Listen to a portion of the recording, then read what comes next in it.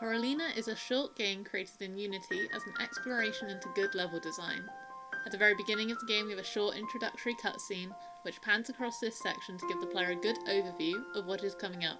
As it pans over, you can see a small light source or fire which should draw the attention of the player and make it seem like the goal. This is in fact a red herring, but it gets the player going where we want them to. In doing this, we set up a clear core gameplay loop of pointing out the objective and the player achieving this before moving to the next objective to progress the level. Despain and Acosta tells us in 100 Principles of Game Design, the core gameplay loop is key to long-term audience satisfaction. The starting section shows tool tips on the screen and demonstrates mechanics in a non-punitive way because, as is also stated in 100 Principles of Game Design, a good puzzle must let their player know what the goal is and how to reach it. Towards the end of the section, the player assumes they need to jump over the bus in order to progress, but instead find themselves falling into the vent, which is subtly pointed to by the fallen stop sign and bent out fence as they go to jump over it. We thought this would be a good way to subvert player expectations slightly, which makes the game less predictable and more engaging, says Pete Ellis in an article on makinggames.biz. From an art and mechanics standpoint, we're very much influenced by the movement and modelling style of Psychonauts, and feel that we've created a clear aesthetic and concise handling in the game. On the ground floor of the silo, all the lights are out, so the player only sees what is illuminated by the flashlight. We wanted to create a sense of suspense and mystery by not revealing the setting straight away. Ernest Adams wrote in Fundamentals of Game Design, "What you choose not to light is just as important as what you do choose to light." The player must use the emergency lights on the floor to guide themselves to their destination, which, it turns out, is the generator room. In here you can see the exposed wires dangling into the water, which foreshadows what is coming next. And when the generator is turned on, we have this big reveal of the setting, and we reset the core gameplay loop of indicating the objective for the player to make their way to, only this time the player must avoid the electrified water before making their way up the platforms. We feel that we have used cutscenes, lighting and audio to a good standard in creating an atmosphere and giving the player guidance through the level.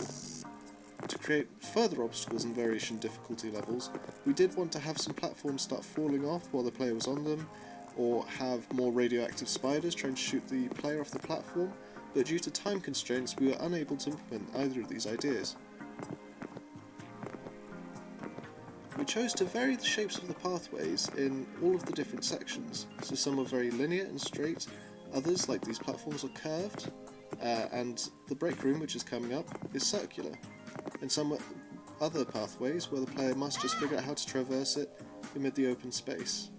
We did this deliberately to modulate the tension by constraining the players to a certain line of movement, as is suggested by Solarsky in interactive stories and video game art.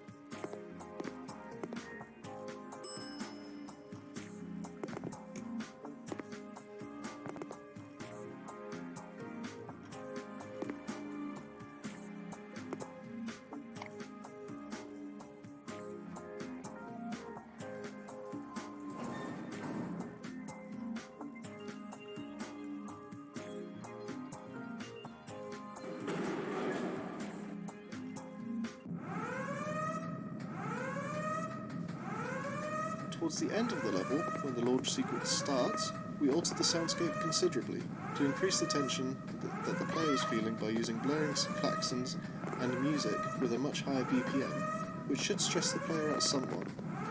We feel that the audio and lighting are appropriate for this section, however, we would have liked to have the flames rising and to have a countdown timer to further add to the pressure and danger that we ran out of time in development.